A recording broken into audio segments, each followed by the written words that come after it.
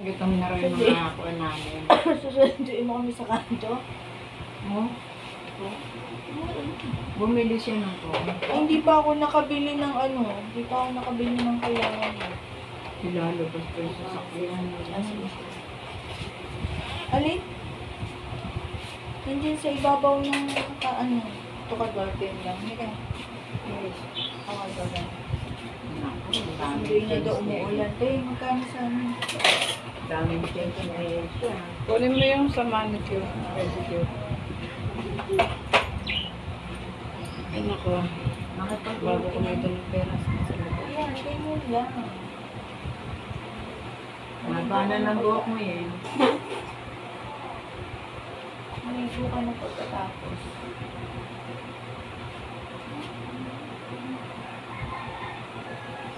Sana pinag-clean yung ilalim na. Ang dry mo.